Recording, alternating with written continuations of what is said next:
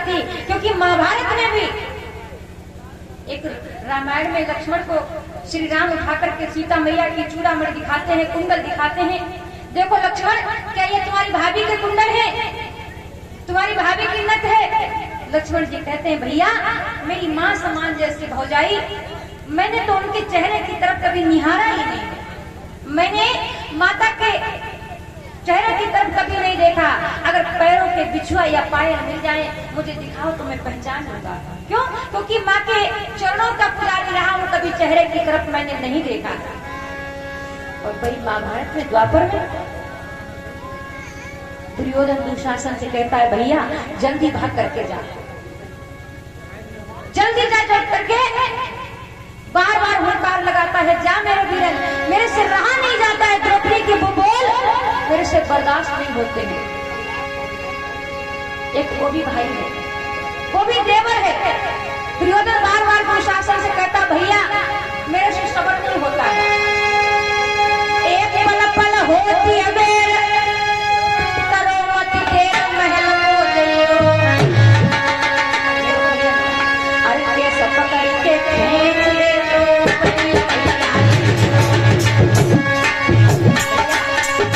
जल्दी जाओ, जल्दी से लोगों को लेने जाओ। कौन कह रहा है? द्वापर में, महाभारत में।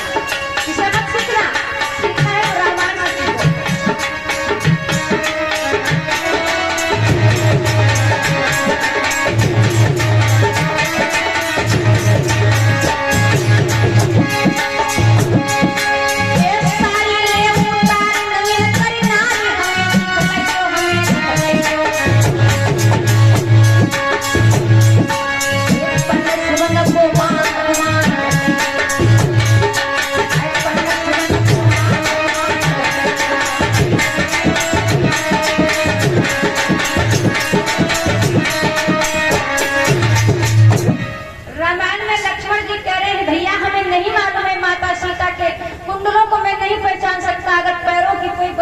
दिखाओ, पहचान सकता हूँ।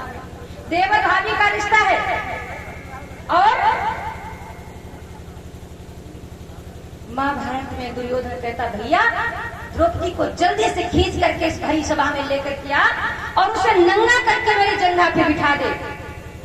लेकिन एक बात और बता दें, स्त्री और प्रकृति के साथ में जब जब किसी ने खिलवाड़ किया है, याद रखना ये बात, स्त्री और प्रकृति के साथ में जब जब किसी ने खिलवाड़ किया, अगर तुम्हारे सामने कोई स्त्री आह भर के रोई है, दुख हुआ है, तो तुम्हें कोई बचा नहीं सकता। और प्रकृति के साथ में खिलवाड़ करने वाले तो देख ही रहे हैं। प्रकृति से तुम खिलवाड़ करोगे, प्रकृति तुम्हारे साथ में खिलवाड़ करेगी। बहुत से विद्वान कहते हैं कि द्रौपदी की बोली के कारण महाभारत हो गया, इतना कड़वा बोल दिया। एक बात बताओ, आज के जमाने में अगर किसी की बहू बेटी किसी से कह दे कि तुम अंधे के अंधे हुए, तुम्हारे बाप या तुम्हारी माँ अंधी है तो तुम भी अंधे हो, तो क्या उसका इतना बड़ा परिणाम होगा कि पूरे गांव के सामने उसे बिठा करके नंगा बिठाया जाएगा जंगा पे? नहीं होगा। बहुत ज्यादा शिकायत करेंगे हम लोग, जबकि ये कलयुग चल रहा है। वो द्वापर की बात थी, ये कलयुग की बात है। और समझदार आदमी तो यही समझ लेगा, कहने दो, जो कह रही है कहने दो, क्योंकि कहने वाले से सुनने वाला बड़ा हो जाता है।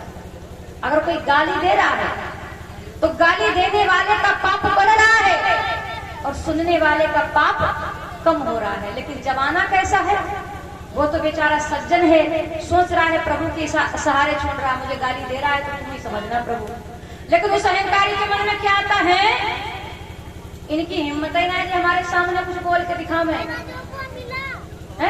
तो प्रभु कहते ठीक है, भरते रहो पाप की गठरी, भरते रहो। आइए 2 लाइनों में संकीर्तन बोलो, उसके बाद में आगे कथा को संकीर्तन।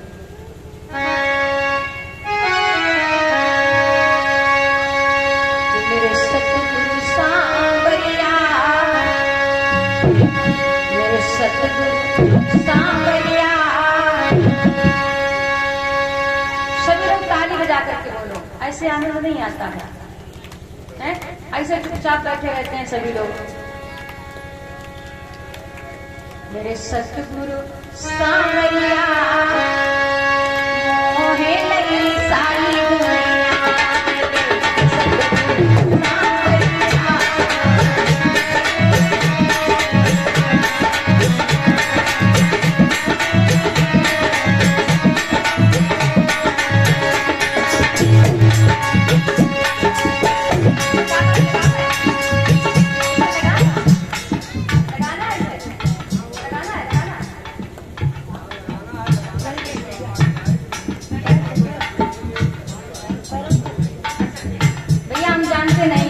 हम पढ़े लिखे हैं, देखा तो है वीडियो